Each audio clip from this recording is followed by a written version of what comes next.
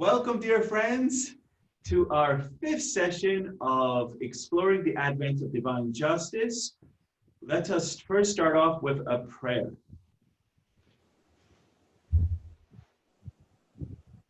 O thou kind Lord, this gathering is turning to thee. These hearts are radiant with thy love. These minds and spirits are exhilarated by the message of thy glad tidings. O God, let this American democracy become glorious in spiritual degrees, even as it has aspired to material degrees, and render this just government victorious. Confirm this revered nation to upraise the standard of the oneness of humanity, to promulgate the most great peace, to become thereby most glorious and praiseworthy among all the nations of the world. O God, this American nation is worthy of thy favors and is deserving of thy mercy. Make it precious and near to thee through thy bounty and bestowal. Abdul Baha.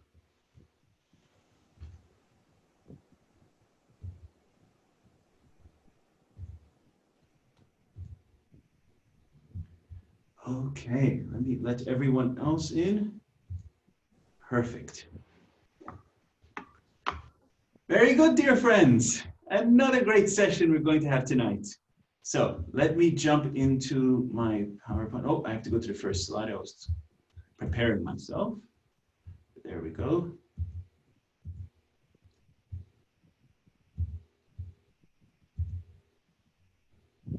Everyone can see this? Give me a thumbs up. Good, good.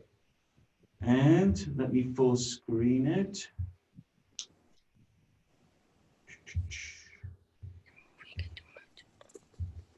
Oh, and before I start, anyone whose mic is unmuted, please mute it unless you are talking at the moment. Sometimes that's a bit of a distraction. So please mute your microphones unless you have to talk. And also the other thing is, this is your class, so don't hesitate anytime, okay? Excellent. So dear friends, without any further ado, welcome to part 5. These are paragraphs 12 through 15. And the themes in this section is the cradle and stronghold of this new world order, the Baha'i community of North America, and this is so exciting, the glory of the golden age. So these are some themes that we'll be exploring in paragraphs 12 and 15. Also, we're pulling extracts from the unfoldment of world civilization. This is a magnificent letter that the beloved Guardian wrote in 1936. And so this is 2 years before the advent of divine justice. So we're pulling extracts from that magnificent letter into this because it really explores this theme of the world commonwealth, the Baha'i world commonwealth that is going to be unfolding in this sense of the glory of the golden age. So, dear friends, I'm going to be calling on you for readings. I hope you've been practicing so we can get some good reading for these paragraphs. And I believe Miss Donna is here tonight. Give me a shout out. Are you here, Miss Donna? Yes, you are here, and you will be reading paragraph 13. Is that right, Miss Donna? Yes. 12. Oh, yes. Okay, one of them. Whichever one you want to read. We start with 12, right? Yes, yes. 12 will be the start, but Miss Donna wanted to read 13. Oh, okay. There you go, Ms. Enrique. Okay, excellent. Let us start. So this is paragraph 12. Who would like to start us off? I can. Go for it, Enrique, please. The one chief remaining citadel, the mighty arm which still raises aloft the standard of an unconquerable faith, is none other than the blessed community of the followers of the most great name in the North American continent. By its works and through the unfailing protection vouchsafed to it by an almighty providence, this distinguished member of the body of the constantly interacting Baha'i communities of East and West bids fair to be universally regarded as the cradle, as well as the stronghold of that future New World Order, which is at once the promise and the glory of the dispensation associated with the name of Baha'u'llah. Excellent. Please, Ms. Doris, or Donna, I'm sorry. That anyone inclined to either belittle the unique station conferred upon this community or to question the role it will be called upon to play in the days to come, ponder the implications of these pregnant and highly illuminating words uttered by Abdu'l-Baha and addressed to it at a time when the fortunes of a world groaning beneath the burden of a devastating war had reached their lowest ebb. The continent of America, he so significantly wrote, is, in the eyes of the one true God, the land wherein the splendors of his light shall be revealed, where the mysteries of his face shall be unveiled, where the righteous will abide and the free assemble. Excellent. Who would like to read paragraph 14, please? Please, Sayyidajan.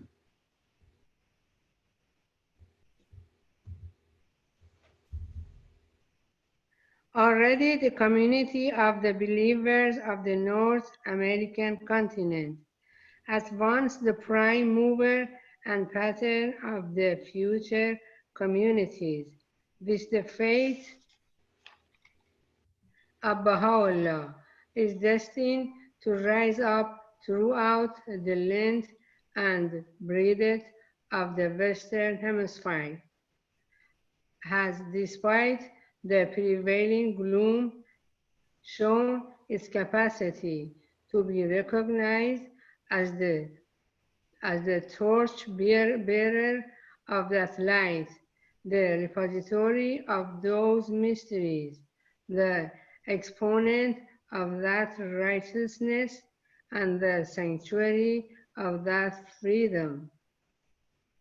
To what others light can these above quoted words possibly allude, if not to the light of the glory of the golden age of the faith of Baha'u'llah?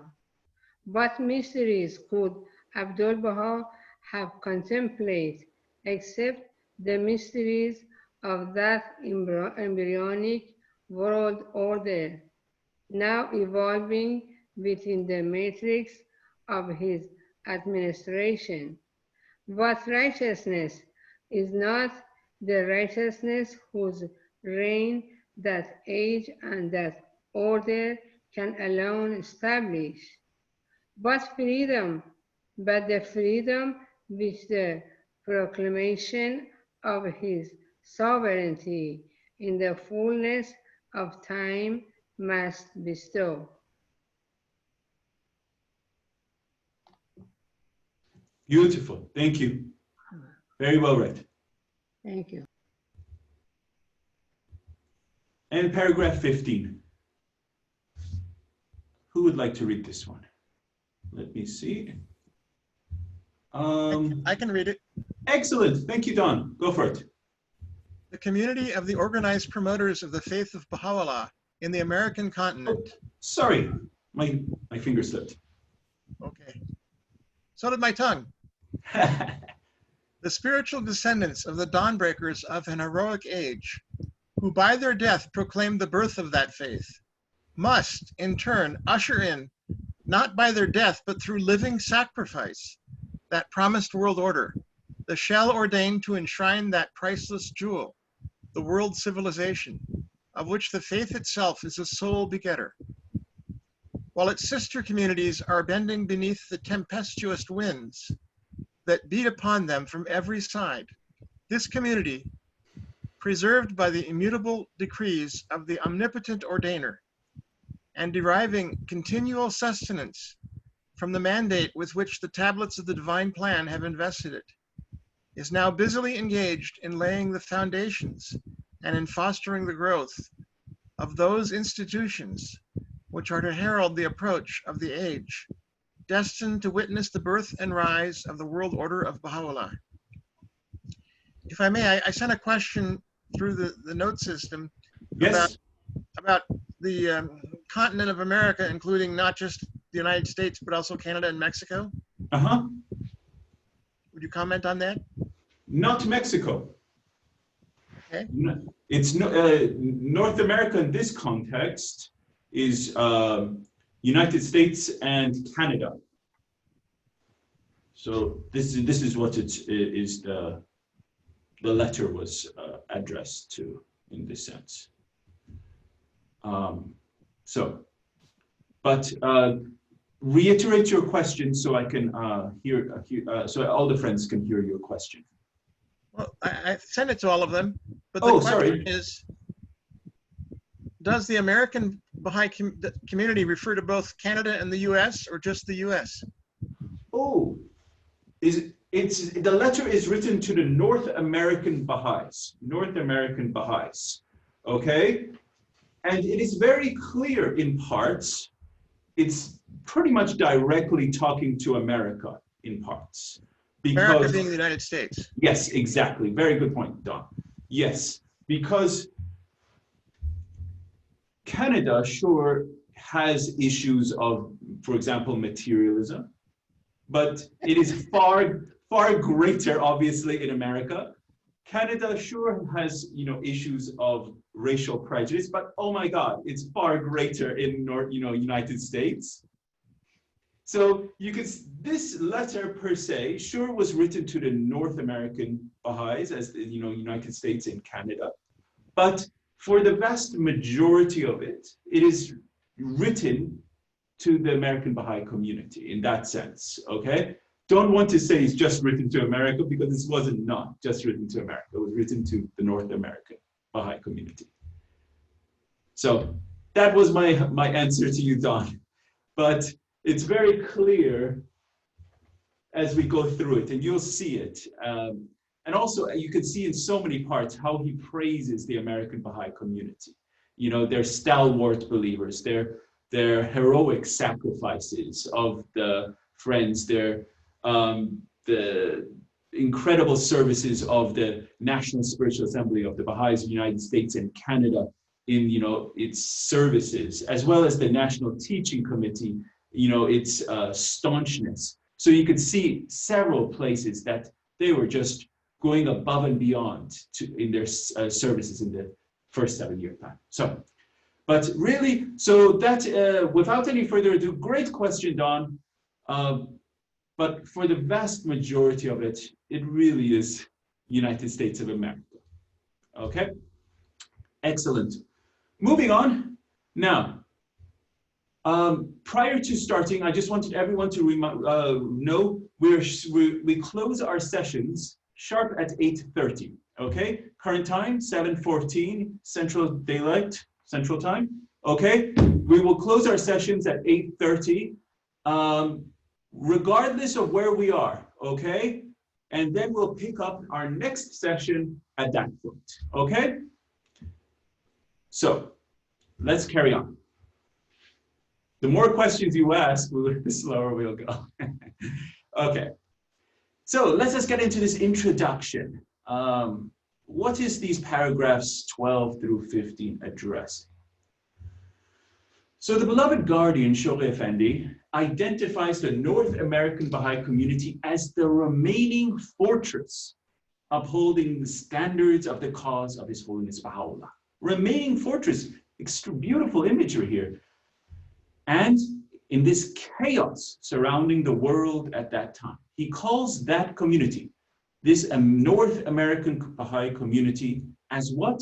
The cradle and the stronghold of the New World Order. And dear friend Don, you are responsible for our dictionary every time. So whenever we call upon you for a word, You will have that handy dictionary. Okay? So this cradle and this stronghold of this new world order, that is the promise and the glory of this dispensation of Baha'u'llah. And this is in paragraph 12. And he cites this a statement from His Holiness Abdul Baha to justify that this community is a cradle and a stronghold in paragraph 12. Okay? So now let's explore some major key points from these paragraphs. Okay? One of the major key points that I'm going to, expound on that we find is in the Persian Bayan. And in the Persian Bayan, the Bayan of Farsi, this is much longer and larger than the Arabic Bayan. And I know most of friends have not read these as they're provisionally translated extracts in English, not the full things. But in the Persian Bayan, His Holiness the Bab, the Blessed Bab, announces the order that is associated with the revelation of His Holiness Baha'u'llah. It's so beautiful. And we find these also extracts in selections from the writings of the Bab. Also, in the mother book, in the Kitab al-Ahdas, the most holy book of the revelation of His Holiness Baha'u'llah, Baha'u'llah makes reference to this order as what? The New World Order. And we often hear this terminology in modern day society as something bad, but God, it is the most beautiful thing that the beloved guardian's terminology of the New World Order, this unfolding civilization, it gives me energy thinking about it. And it's such excitement of this New World Order being unfolded. The beloved guardian considers attainment to this New World Order as the only savior humanity in its dire condition.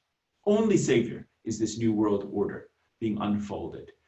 And so in this section of all the 24 parts that we're going to go through, we're going to get this vision, this exciting vision of this golden age. So this is what we're going to be exploring in this part. The beloved guardian, Shore Effendi, identifies the evolving Baha'i administrative order as the nucleus and pattern of the New World Order. So this Baha'i administrative order that's still evolving, as we see, even we have now, at one time, spiritual assemblies were a relatively novel thing and still evolving.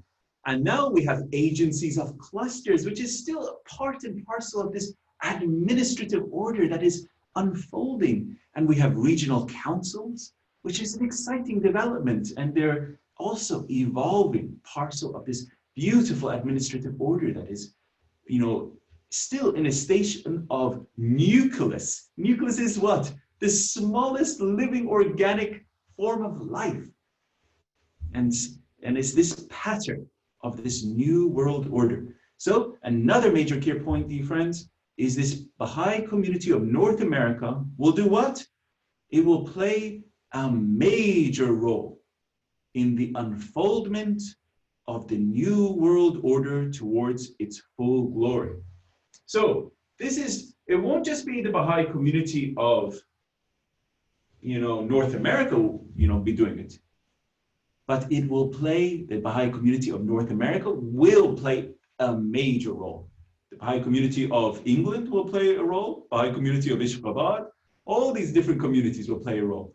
But this community where we are, in North America will play a major role. Okay, now let's hear some other voices. Who would like to read this one? How about Miss Yuda Miller? Go for it. I love your voice. Go for it. You're muted, Miss Yuda. There you go. Can you change what is on the screen? Change it to what? To read, so I can read it. Can you see it, Miss Yuda? It says major key points from paragraphs 12 through 15. Some of the pictures covered at the end of every line. And she doesn't see the end of the lines. Oh, I'm sorry. I don't know. Okay, let me minimize it. Here, you do that. Is that better or worse? Can you see it now? I think you should be on slide 10.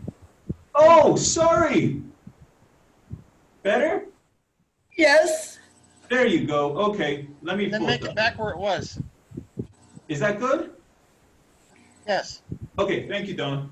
You're staying on top of me there. Go for it. Good. Miss Yuda, go for it. There are two simultaneous but independent and closely linked processes occurring in America towards the realization of the New World Order.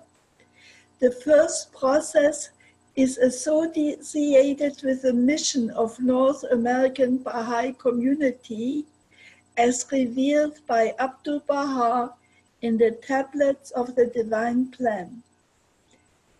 The second process is associated with the role that the American nation, unaware of the revelation of Baha'u'llah, plays in the establishment of the New World Order.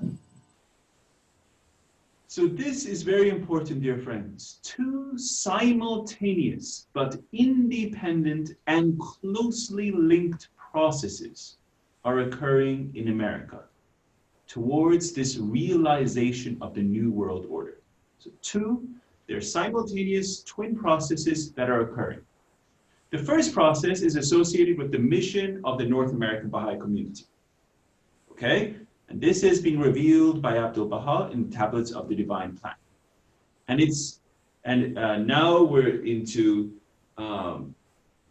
messages from Universal House of Justice, as well as guidance from our dear National Spiritual Assembly on guidance on what our role is in fulfilling the plan of the Supreme Body, our mission in regards to the North American Baha'i community. So this is the first process. The second process is the role of the whole nation.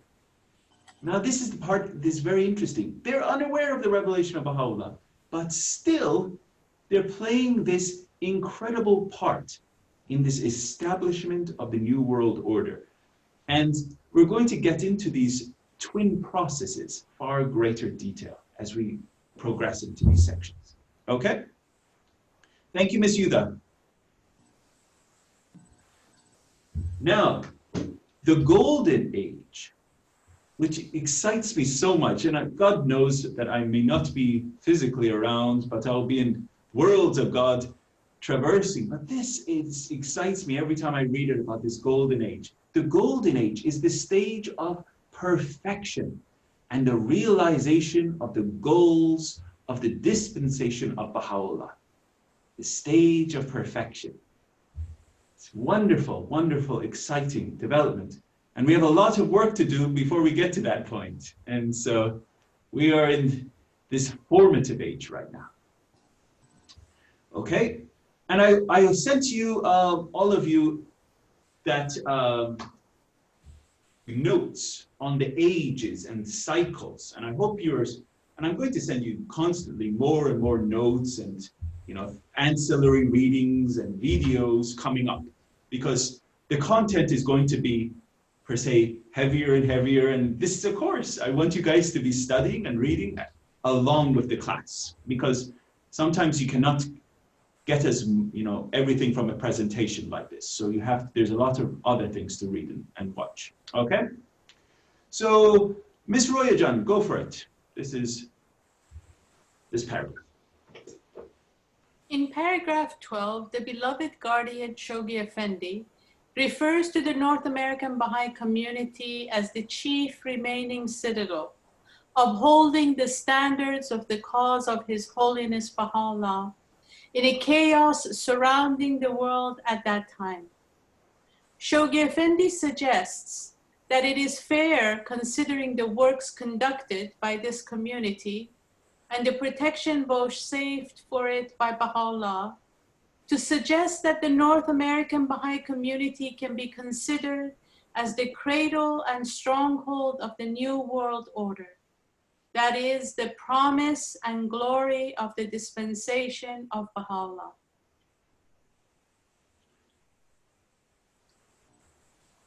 Every time I hear these terms of the beloved guardian, it's just so beautiful. Chief remaining citadel.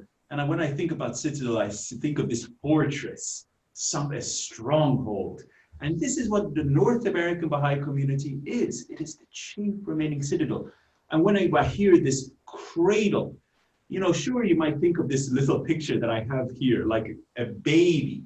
But sure, at the time of the writing of the beloved guardian, and even today, the Baha'i community per se is still in its nascent form. But cradle is something to protect. You know, it's as a cradle. It's there to protect the baby from anything and everything that will impact it and hurt it. Right? And so if you think the administration, this new world order, this new life form, which is the organic life that is going to be brought into this world, the revelation of Baha'u'llah, and this North American Baha'i community is the cradle. It's protecting this. And so that is how the beloved guardian is saying it. It's something there to protect this new organic life that is the revelation of Baha'u'llah, that's emerging into the world. Okay, remember when we talked about Bayan and Farsi? So let us hear from another dear friend. Miss Mary McGregor, you're up. Go for it. In the Persian Bayan, the Blessed Bab announces the order that is associated with the revelation of Baha'u'llah and exhorts, who fixeth his gaze upon the order of Baha'u'llah and rendereth thanks unto his Lord, for he will assuredly be made manifest. God hath indeed irrevocably ordained it in the Bayan.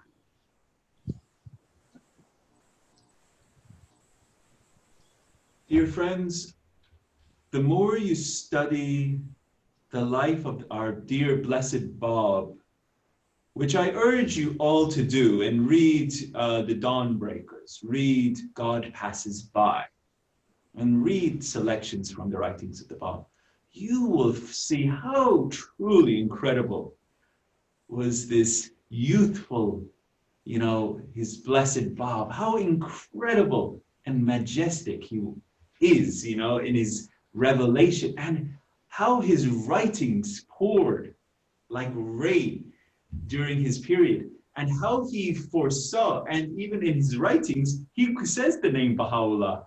So there was no vacillation, or in the sense of his followers had no excuses per se.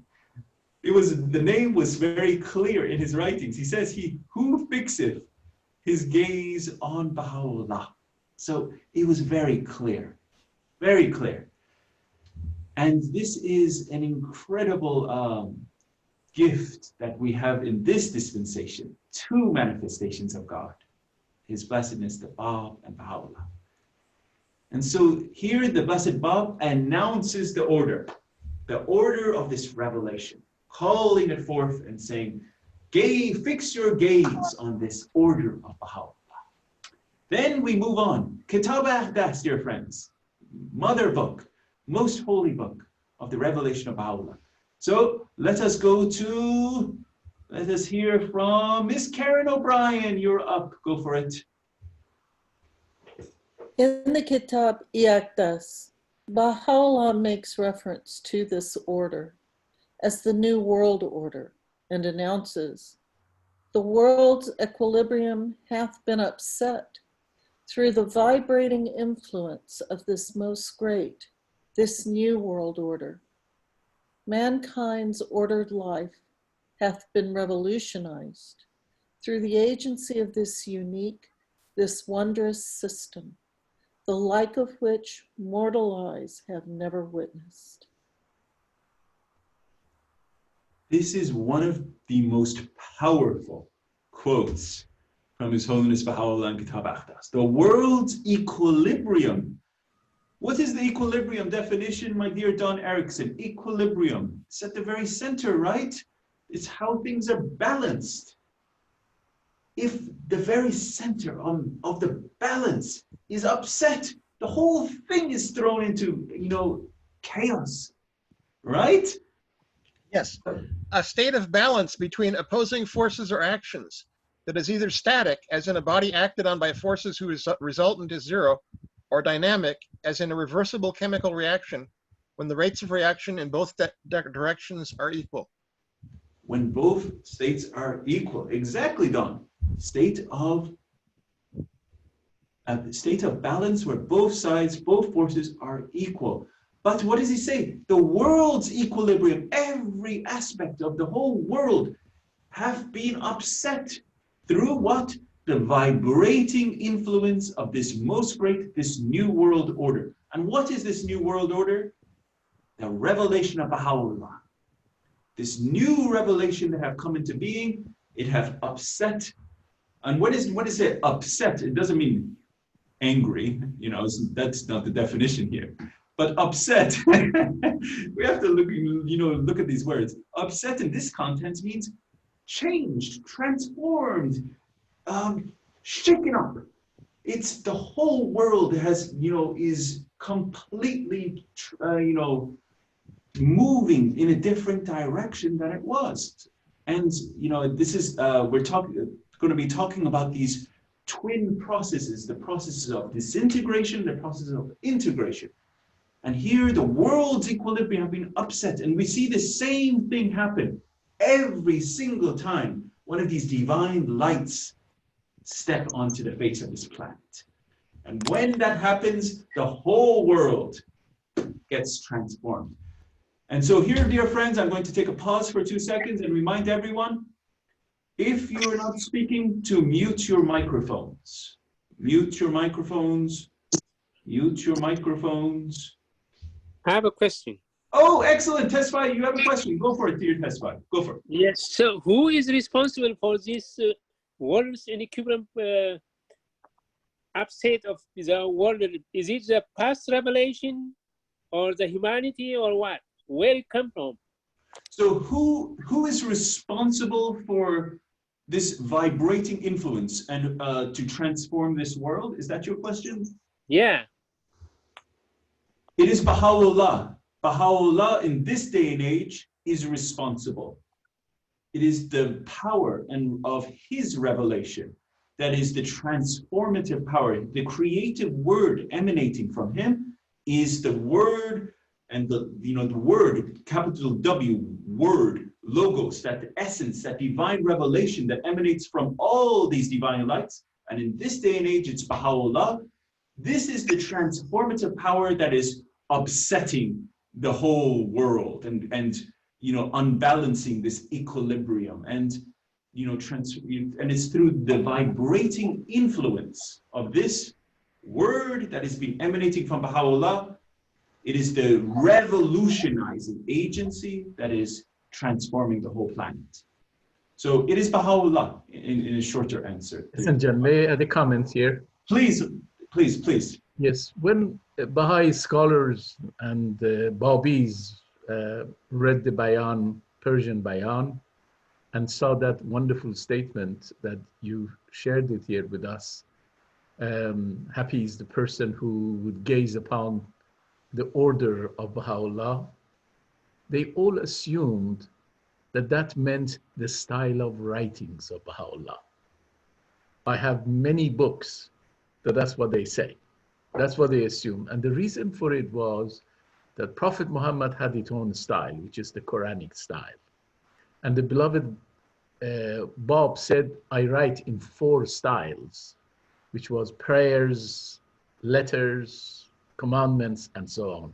So when that passage was read by the Babis and Baha'is, they assumed it meant the style of the writing of the Baha'u'llah.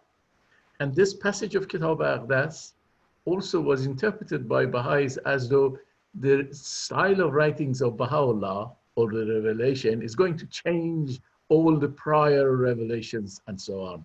And it took the beloved guardian to come and tell us that order does not mean the style of writing, because in Arabic, the word nazm refers to the style of writing. Also, it means order. And therefore, all the friends, because of history of the past, they assume it means the style of writings of Baha'u'llah is such that it's going to create tremendous upset throughout everything. Mm. But the beloved guardian is the first one who came and explained to us that it has to do with the order that Baha'u'llah is going to create. And therefore he used the new world order of Baha'u'llah, Nazm Badi-e Jahan Araye Ilahi. So we really owe this to the beloved guardian who educated all of us. Otherwise we would have still thinking that it's the style of Baha'u'llah's writing that is going to do everything. But of course, the guardian came and as an architect showed us what this style looks like. Not the style, but this new world order is going to look like, and it's a structure for the governing of the world. So thank you. Excellent point. Really appreciate it. Thank you so much. Okay. I have another question. Please, Miss Yuda Miller. In the previous page, the Bab mentions Baha'u'llah by name. Did he know him at that time already? Great question, Miss Yuda. His Holiness the Bab never met Baha'u'llah in person. They had been in, the Blessed Bab had written to Baha'u'llah, and Baha'u'llah obviously knew the Blessed Bab and was a follower of the Blessed Bab.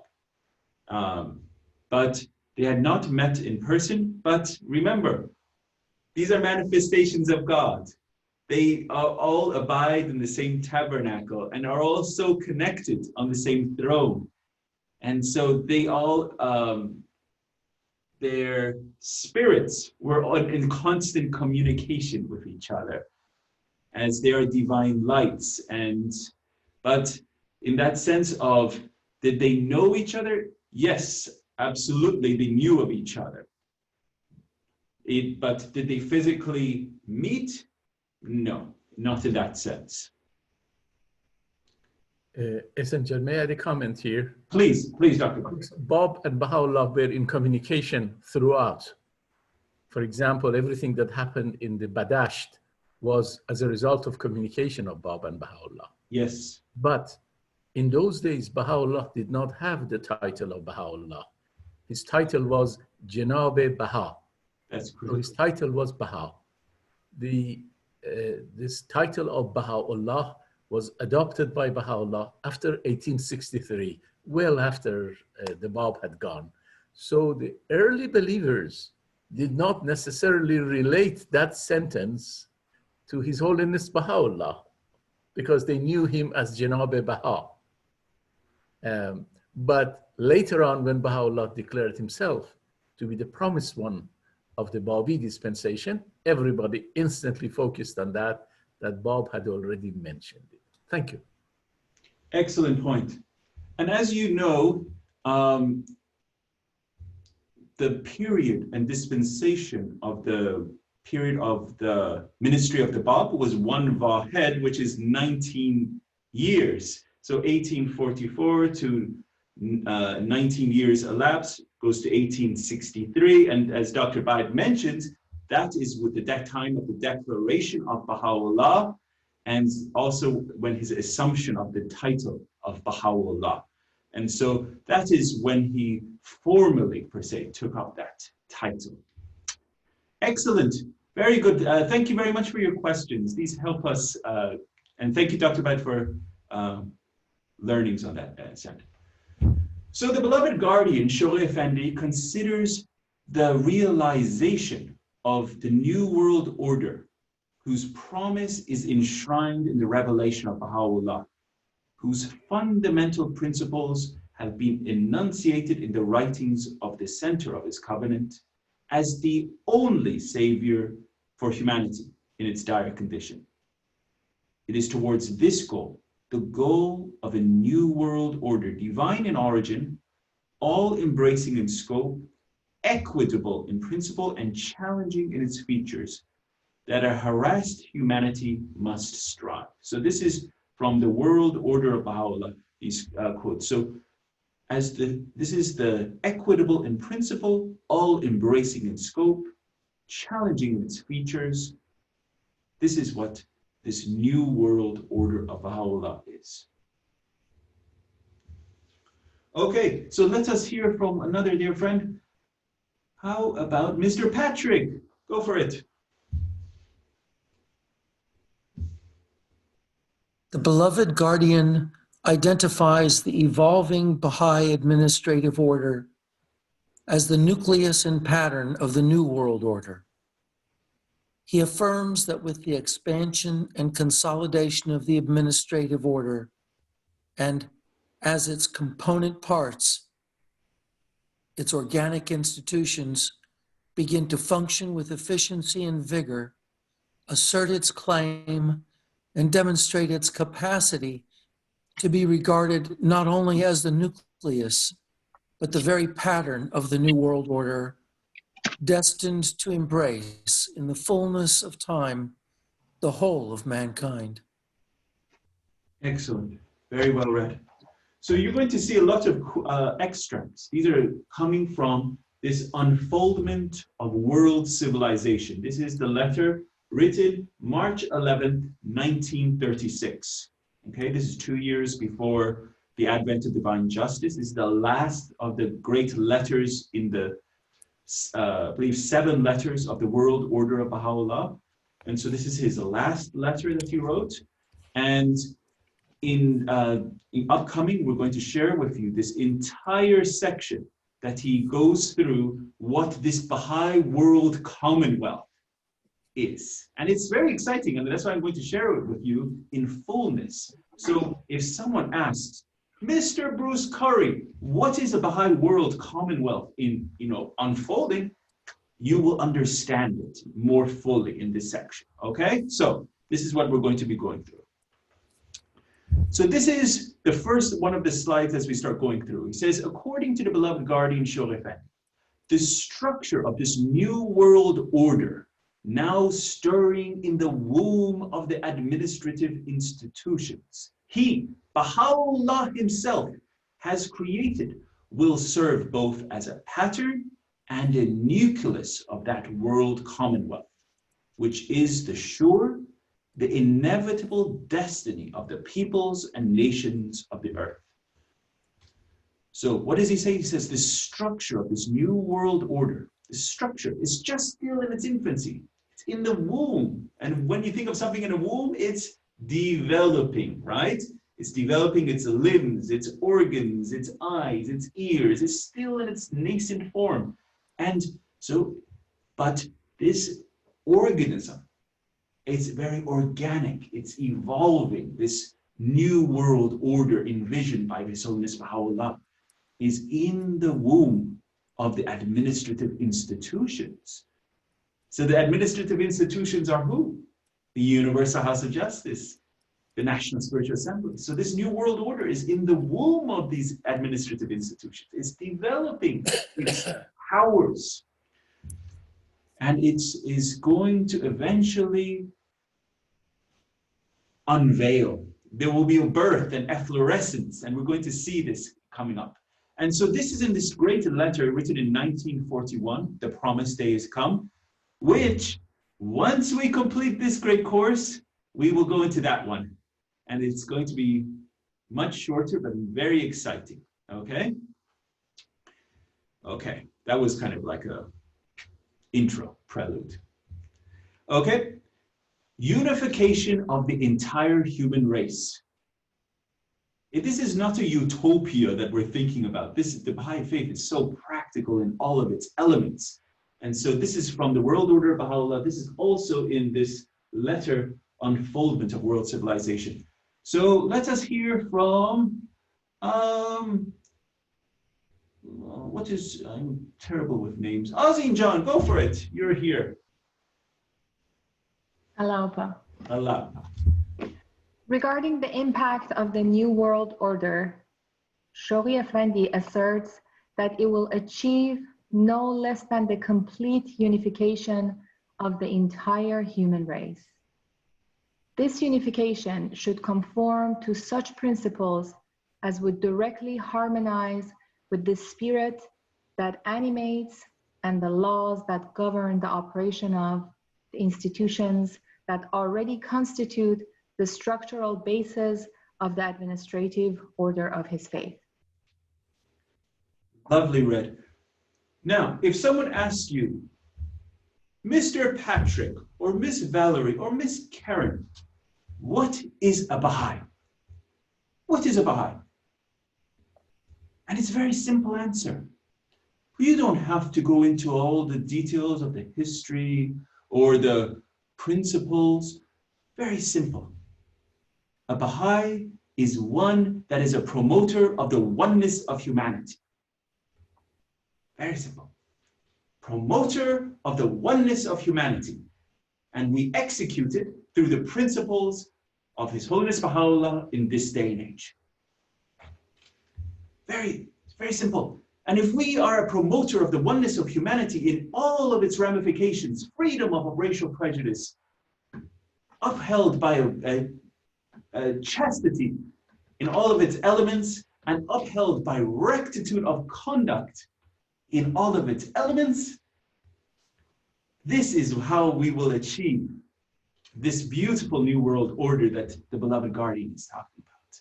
So this is something that if you focus on even this one slide in its elements, it's really per se the crux of the whole book, or the letter it's a letter written in 1938.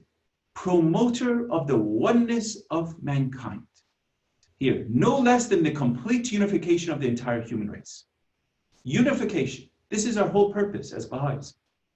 And how can this be brought about? We're going to find out. Freedom from racial prejudices, a chaste and holy life, and anyone? Rectitude of conduct. So these three weapons we're going to talk about, and in great detail. And through this character of transformation of the individual, the inner life and outer life, which is really two of them per se, inner life and outer life. And then the third one, freedom from racial prejudice. It's really a big struggle for the vast majority of all of us. So now we're going to get into these sections on world commonwealth. Now, these are 9 slides, okay? 9 slides. Let me check our time, 7:48. We're doing great. 9 slides. The first one is from Promised Day is Come, which we're going to be studying later, okay? And how we're going to study that great letter, we're going to study it thematically. So all the major themes, and really go into deep study of Promised Day is Come, okay? But that's not for now. Let's first read this section, and let us hear from Beatriz. I like it. Go for it. You're up. World Commonwealth.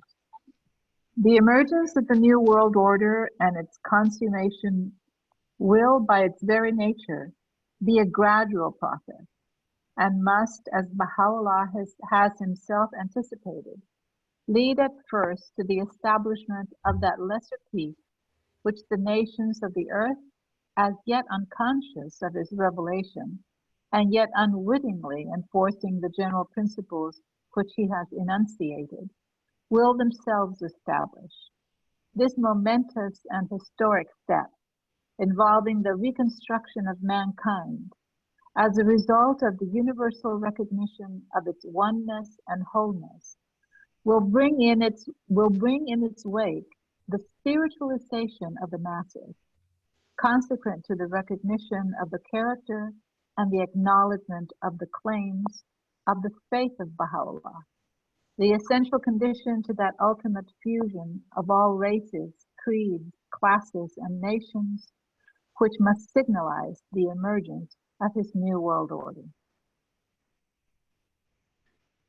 Very well read. Thank you so much. So it's going to be, as you know, I put in blue. a gradual process. It's not going to be quick, okay? In fact, you can see several messages from our dear Supreme Body, Universal House of Justice. Have patience.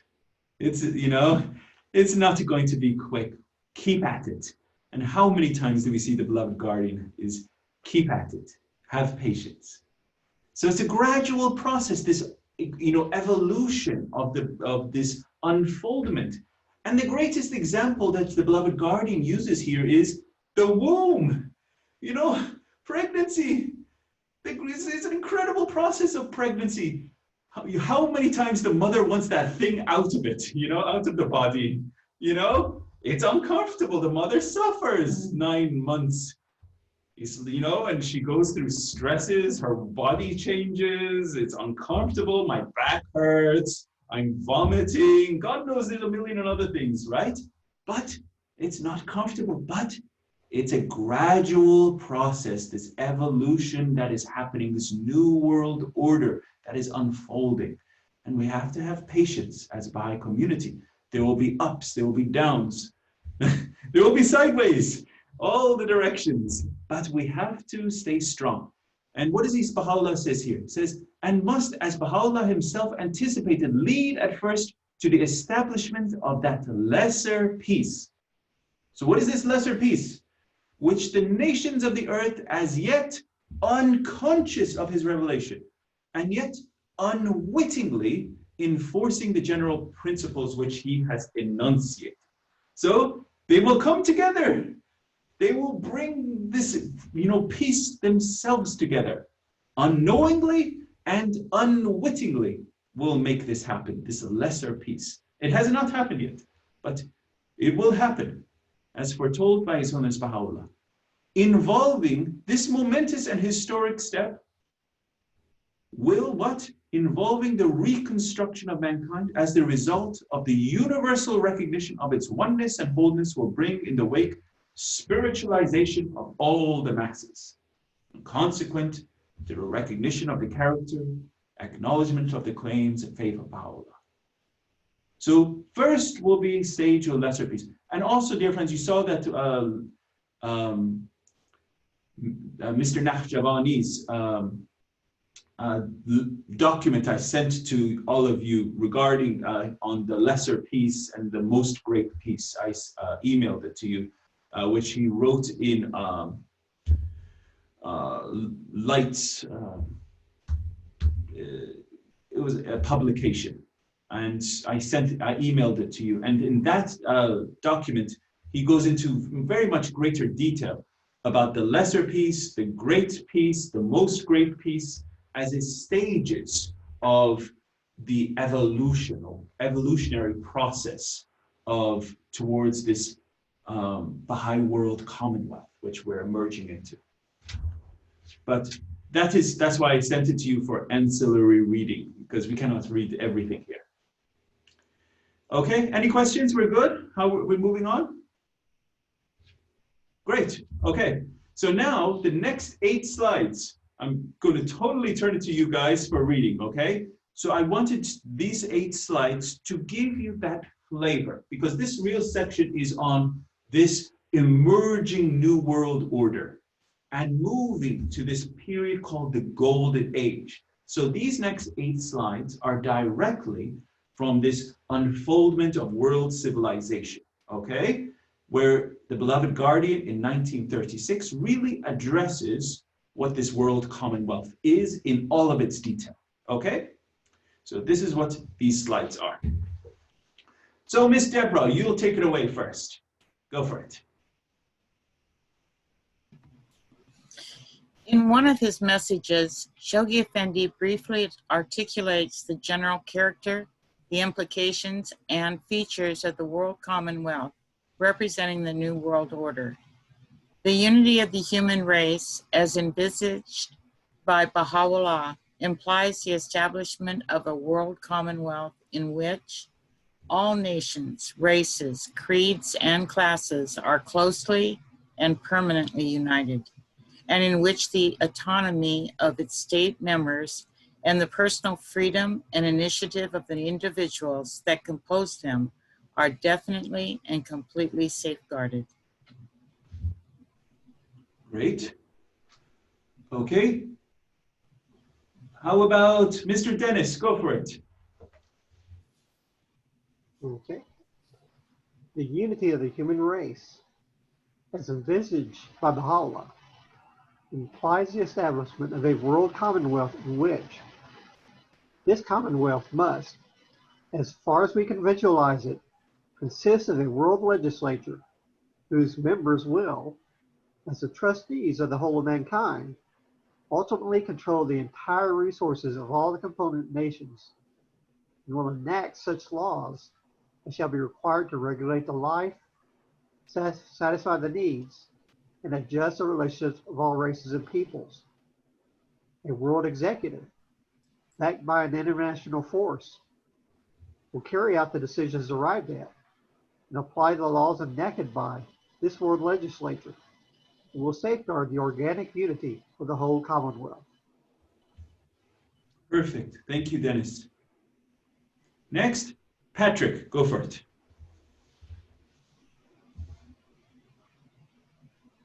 The unity of the human race, as envisioned by Baha'u'llah, implies the establishment of a world commonwealth in which a world tribunal will adjudicate and deliver its compulsory and final verdict in all and any disputes that may arise between the various elements constituting this universal system.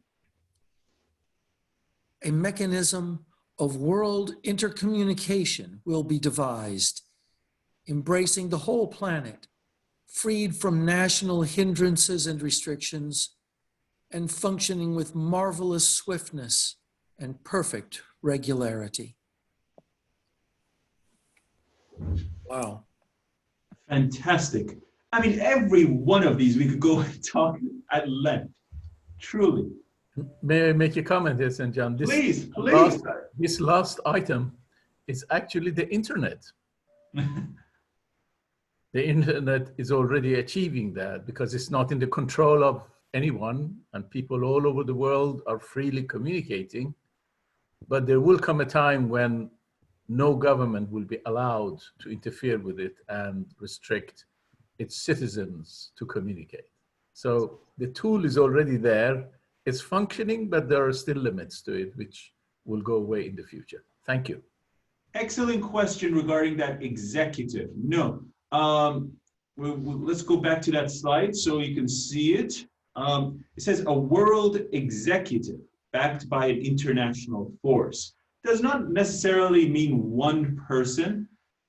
It may be a committee or a group of individuals. That how I've seen it also written is these countries will give up sovereignty and power to, per se, how I'll put it, is a task force, an executive task force, and that is how they will rule and oversee the world's governing bodies. Correct me if I'm wrong, Dr. Bayat, on that. That is how I understood it, and obviously, I'm just an individual in this aspect. You're right, St. John, but there are references that they will be elected freely by all inhabitants of the earth. How it will take place and how many stages there will be in it, but it will be a representative. Meaning one person day or? No. This will be a group that would be elected by people of the world. That's what I thought. It was be a group elected, you know, in that sense. Yes. We're a little bit away from that point in time. So, but good question. These are, so, okay. Moving on. I hope you guys are enjoying this because it's very enlightening to see what the future per se Baha'i world and general world will be. Combis, John, are you here with us? Can you see this? I can see it. Okay, excellent. Go for it. The unity of the human race, as envisioned by Baha'u'llah, implies the establishment of a world commonwealth in which A world metropolis will act as the nerve center of a world civilization, the focus towards which the unifying forces of life will converge and from which it energizes, influences, will radiate. A world language will either be invented or chosen from among the existing languages and will be taught in the schools of all the federated nations as an auxiliary to their mother tongue.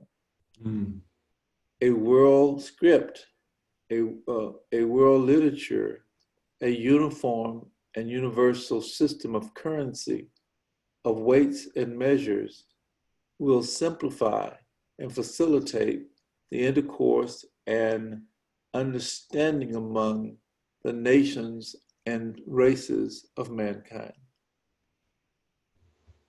So when anyone ever says the Baha'i faith is a utopia, here the beloved guardian is clearly addressing every one of these, how to practically achieve the oneness of humanity.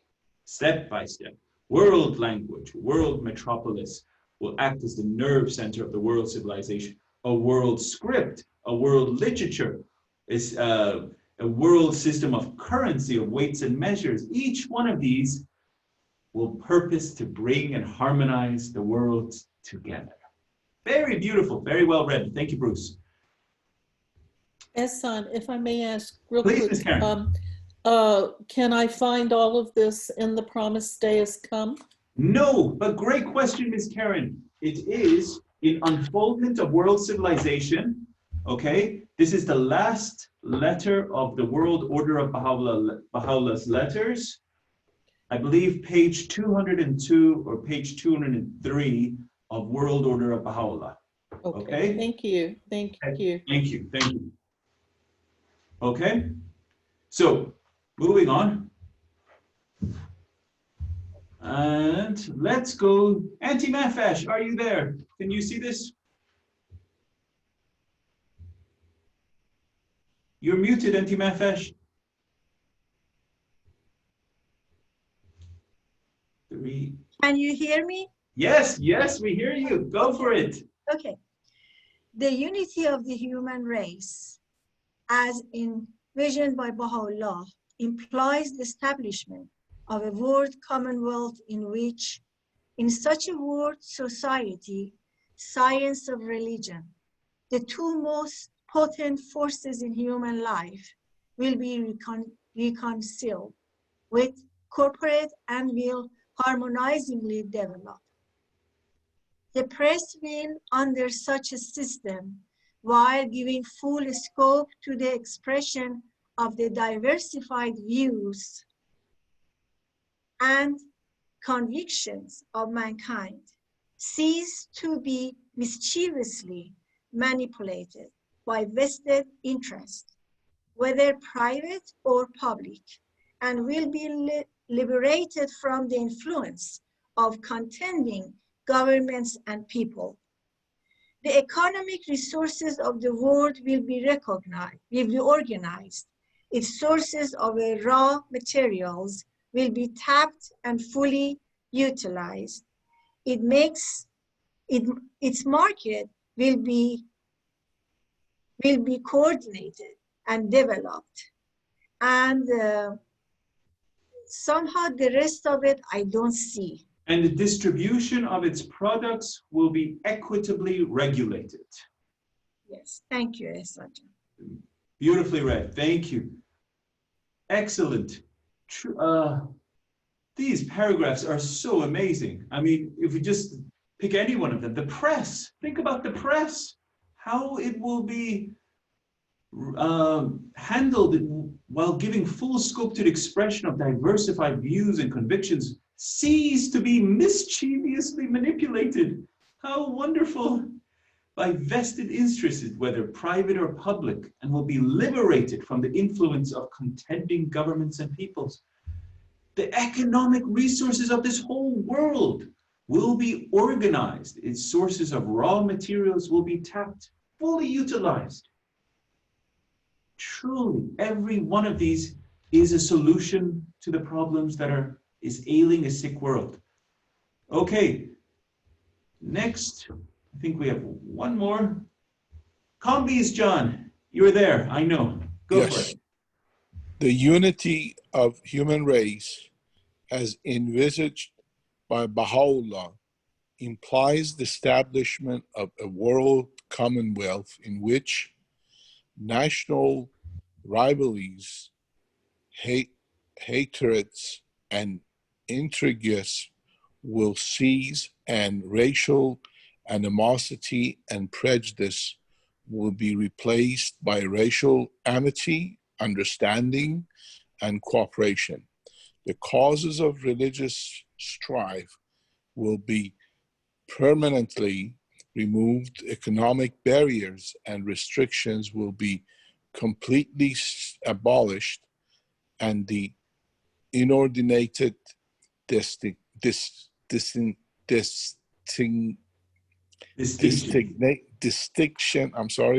between classes will be obliterated. Destitution on the one hand and gross accumulation of ownership on the other will disappear. Great, very well read. Thank you, thank you. National rivalries, hatred, intrigues will cease. Racial animosity, prejudice replaced by racial amity, understanding, cooperation. Religious strife permanently removed. Economic barriers, restrictions abolished. Inordinate distinction between classes obliterated. This massive marked differences, extremes of wealth and poverty, where we hear constantly about billionaires every day in the news. This person has accumulated this amount of money, while others are in dire poverty, dying. This will disappear. None of this gross accumulation of ownership. This will disappear.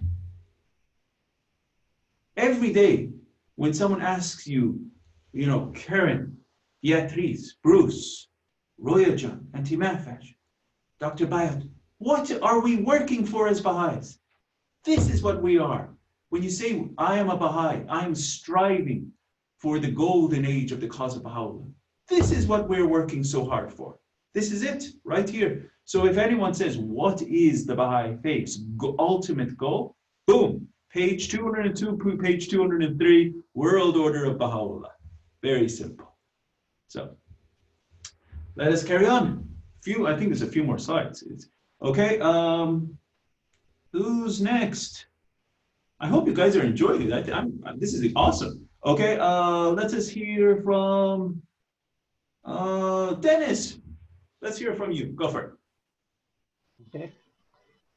The unity of the human race is envisaged by Baha'u'llah, implies the establishment of a world commonwealth in which the enormous energy dissipated and wasted on war, whether economic or political, will be consecrated to such ends as will expand the range of human inventions and technical development, to the increase of the productivity of mankind, to the extermination of disease, to the extension of scientific research, to the raising of the standard of physical health, to the sharpening and refinement of the human brain, to the exploitation of the unused and unsuspected resources of the planet, to the prolongation of human life, and to the furtherance of any other agency that can stimulate the intellectual, the moral, and spiritual life of the entire human race. I get baffled every time I read The Guardian. That one paragraph, just amazing. Enormous energy dissipated and wasted on war. If all that energy was focused on all of these things The Guardian points out, extending the range of human inventions, technical development, increase of productivity of mankind, extermination of disease. God, imagine that one. I mean, we're all suffering under COVID. Imagine if all these millions and billions of dollars that get wasted on war focused on, you know, pandemic research, eradication of cancer, eradication of all these problems that humanity is going through. How, this disease would be gone. Extension of scientific research, raising of physical health, sharpening of the mind, exploitation of the unused and unsuspected resources of this planet. Do you know, dear friends, how many billions of people don't have fresh, clean water every day? They do not have access to it. Yet billions and trillions of dollars are used on wars. I mean, this is truly a great sin that is going on every day in the world. And so these are things that the beloved guardian is addressing. Moral, intellectual, moral, and spiritual life of the entire human race will change. Now, this is our last slide. And you can see here, World Order of Baha'u'llah, pages 203, 204. And obviously, I put these bullets in to help, you know, focus the text. Okay? So our last slide, let us go to Tesfaya. You're up, Tesfaya. Go for it.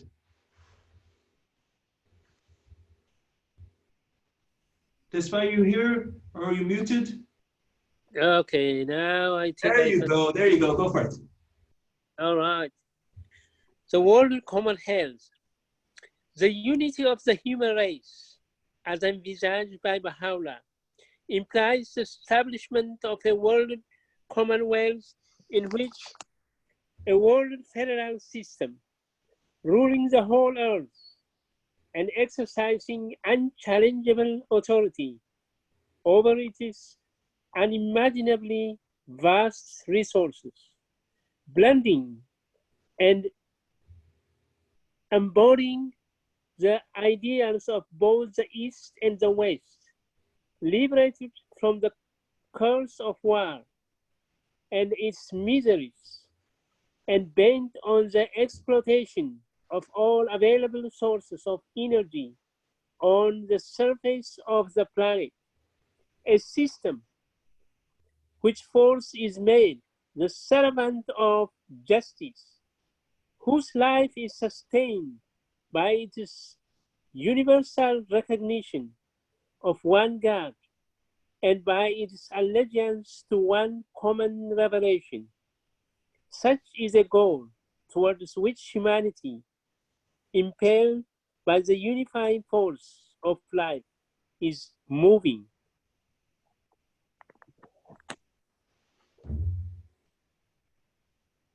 Man, I just step back and, you know, you see how truly amazing this revelation of this new world order this is that we are moving towards. Obviously, all of these paragraphs, I don't have too much to say or too much to elaborate on because we're at such a nascent stage and we don't know too much about some of them. As Dr. Bayan mentioned, this in one of them, he talked about this type of communication where we're all in one way connecting with each other. Very foreseeably, this is the internet. Everyone can communicate freely. And, you know, I'm sitting here in an office in Houston, Texas, while I'm talking to other people all over Texas and even other parts of the country. It's an incredible thing, this internet that we have in form of communication. So yes, this is where the world is moving. Very exciting. So this is the world commonwealth that Baha'u'llah is envisaged. And the beloved guardian writes in the world order of Baha'u'llah. Okay, let us check our time. We got 15 minutes, dear friends. We're going to be punctual and close 15 minutes, okay? Yes, Dr. Bayan. Extension, these are the passages that brought me into the Baha'i faith. Oh, very interesting, exciting. Well, I have great affection towards these. And of course, we are now talking about 1967. A long time ago. Just a few years ago. Yes. And the world has moved so much because those days I read it and I took it as a matter of faith. We didn't have the internet. We didn't have a common language beginning to appear around the world. We didn't have the scales beginning to come together. We didn't have the cooperation of scientists around the world to eradicate disease. And yet we could see those days. And of course, the engine of all of this, apart from the spiritual engine, which is the idea that we are all human beings and one, is money. And that money comes as a result of putting an end to wars and using that money in order to develop the world and its industries and bring people out of poverty and so on. So it's an incredible vision. It's an incredible vision, and we have to promote it more, because there are millions like me who, when they see that, they can see a future that we can build. Thank you. Thank you, yes. And the more that we understand, per se, this vision that Baha'u'llah is espousing, it's not just when we say the three onennesses, oneness of God, oneness of religion, oneness of humanity, very simplified, you know? This is the vision. If we understand this per se, this detailedness, and with beautiful elocution, and be able to reiterate the vision of Baha'u'llah, and this makes it go from abstract to practical and detailed. You know, what are we talking about when we say this vision of this golden age of the cause of Baha'u'llah that we're all working towards? So that helps me understand myself, what the vision of Baha'u'llah is. Okay, moving on. Here's a quote from the beloved guardian on the world commonwealth. So let us have someone read this one. Who would like to read? You have freedom here. Anyone just say, I'm going to read. I'm going to read. Okay, I love it. Look at that enthusiasm. Who's the first person that shouted out? Who go for it? Say your name. I'm going to read. Okay, I think that's my mom. Is that right? Yes. Okay, go for it. The unity of the human race, as envisaged by Baha'u'llah, implies the establishment of a world commonwealth in which all nations, races, creeds, and classes are closely and permanently united, and in which the autonomy of its state members and the personal freedom and initiative of the individuals that compose them are definitely and completely safeguarded. So we read this quote, if you remember. This is from the very beginning. I'll scroll back. Here we are. Okay, it was the unity as envisioned by all nations, creeds, classes are closely, permanently united. You see that? So very beginning, I just put it into a picture, because this is so fundamentally important. If you want to define each one of these, if you want to define what a Baha'i is a promoter of the oneness of humanity, striving for this permanently united world where all peoples of all classes, society come together, and in that sense of absolute level of unity that we're all working towards. So this is, and each one of these is a level of unity across in this world commonwealth that we're working towards, this new world order of Baha'u'llah. Okay? Here we go, another quote. Unification of the whole of mankind. Unification of the whole of mankind is the hallmark of the stage which human society is now approaching. Unity of the family, of the tribe, of the city-state and nation have been successfully attempted and fully established. But here we go, this is what the beloved guardian says, world unity is the goal towards which a harassed humanity is striving. Harassed humanity. Who's harassing it? What is this harassed business? I'm pretty sure it's men. Right? I don't think most of the wars have been caused by men, but we're not going to get into that as we don't want to be sexist, but it's true. Harassed humanity is striving. So we're hopefully trying to work towards world unity. And hopefully we'll have many women leaders to hopefully steer us in the right direction. To be hungry, to be united. Yes. Okay, moving on. Is the world hungry now to be united? Is the world hungry for the world to be united? I hope so. I hope so. It is. I just wanted to comment there that it is absolutely hungry.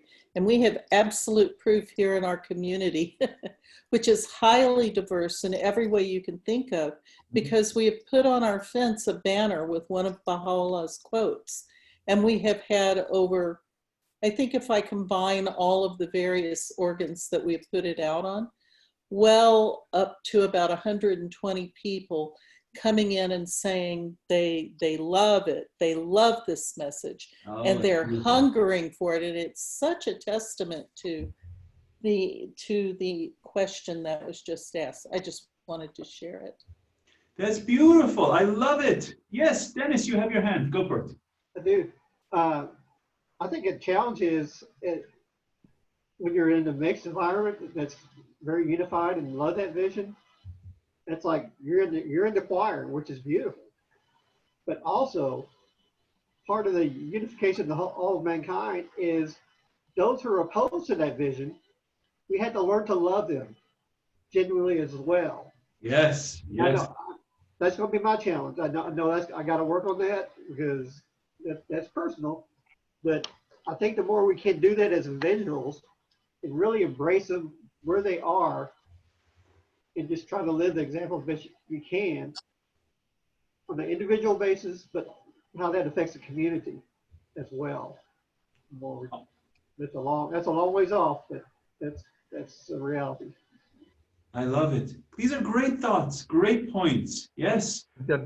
Just one comment. We all need to remember that the whole mark of this system is unity in diversity. It's not a unity in uniformity, because in the past, dictators all throughout the past few thousand years have tried to create empires. But because they were non-democratic, it was unity in uniformity. Now, the difference of what the vision of the Baha'i faith is that this one is based on unity in diversity. We want to celebrate diversity. So we want all races, all creeds to be recognized as they are, the way they are, their own mother tongues, their own cultures, and so on, and yet create this tapestry.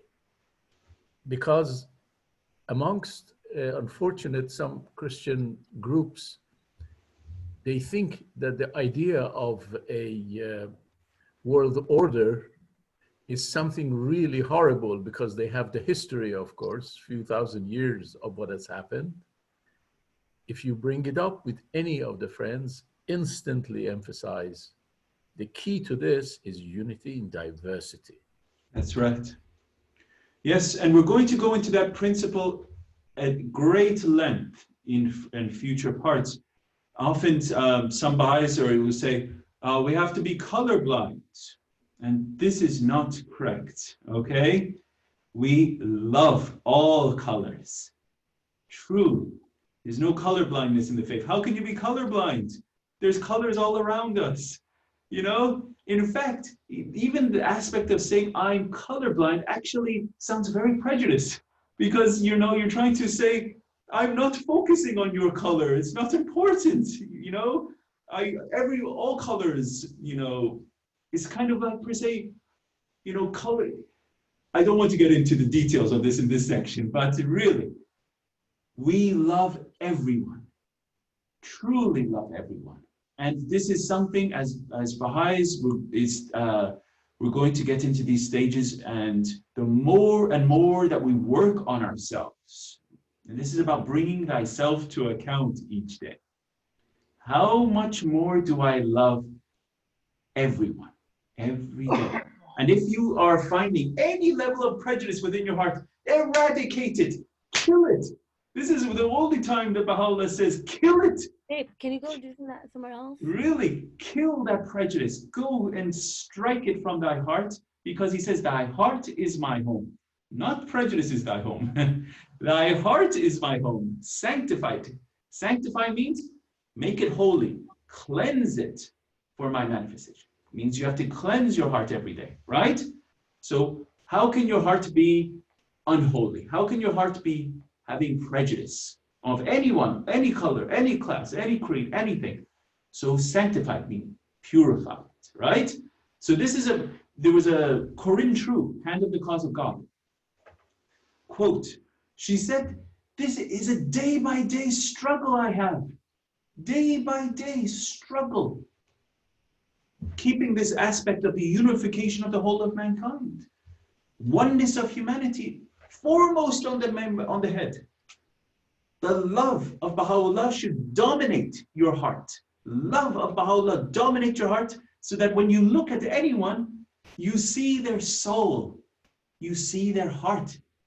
Any form of prejudice does not come to you. You see their heart first and foremost as something connected to Baha'u'llah, that Baha'u'llah created that person out of his love. So that is really where we should be. This is developing capacities. And we're talking about building capacities. This is what the beloved guardian is. The great capacity builder. That's what I think of him as. The great capacity builder. So we're getting close. 3-4 minutes we still have before we close for tonight. We have a few more slides in this before we close. Let us hear from Miss Donna Hunter. Go for it, Miss Donna.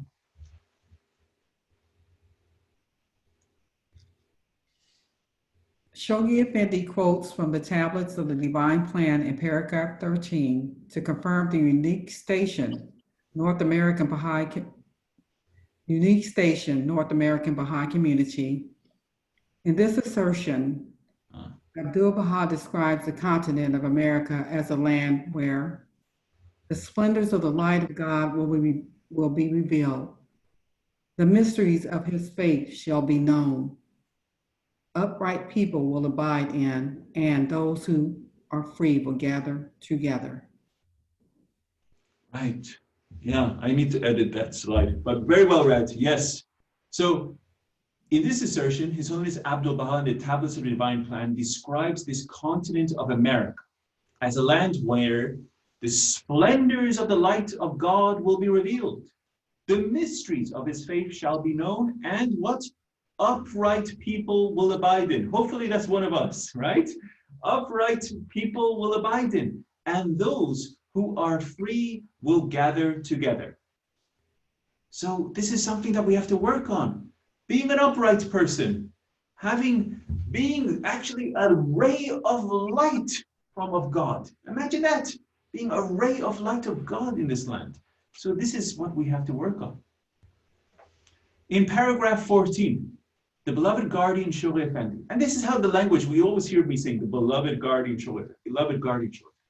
Your language should change so that whenever you do this, don't just say Shoghi Effendi.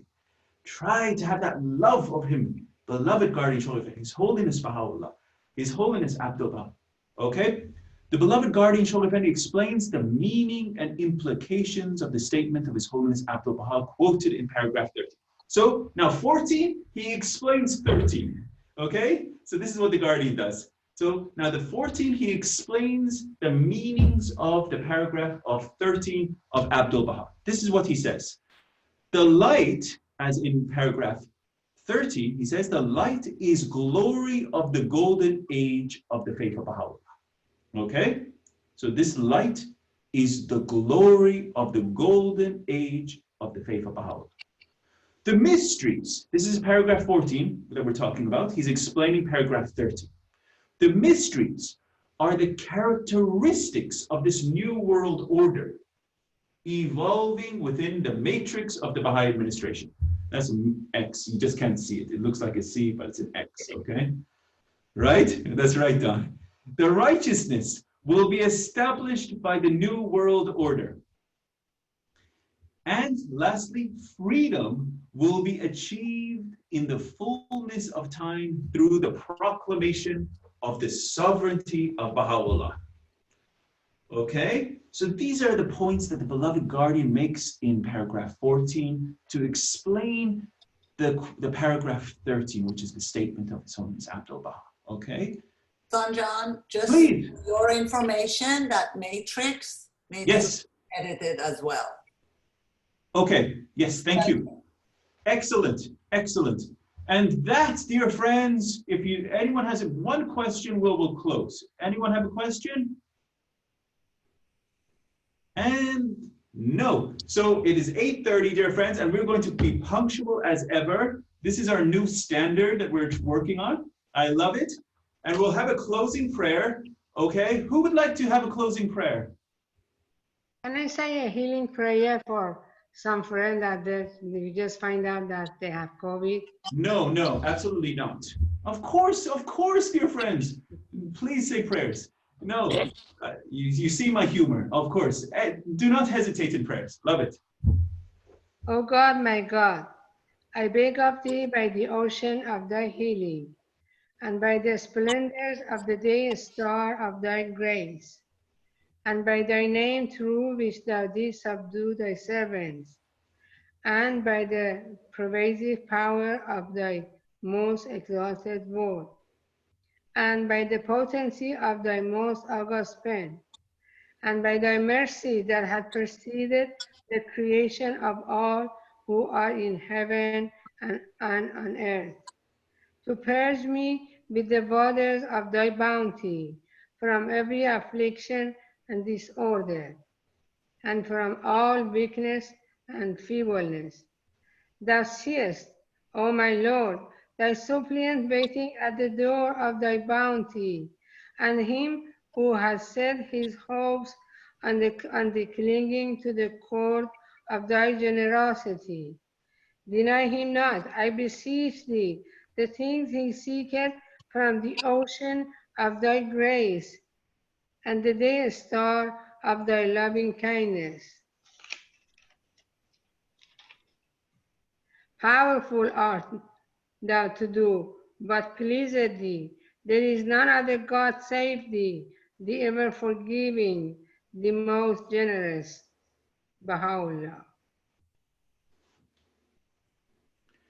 Excellent, dear friends. Thank you so much. Truly a pleasure to see everyone. And next week, as mentioned, we are not having a session. It's a 19-day feast. Urge everyone to attend their own 90-day feasts. And then the following week, we pick up on slide 32 of part 5. So wishing everyone the best. Have a wonderful evening. Good night, everyone. Thank you. Thank you. Good night, St. John. Thank you. Be safe, everybody. Thank you. Thank you so much. Good night, everyone.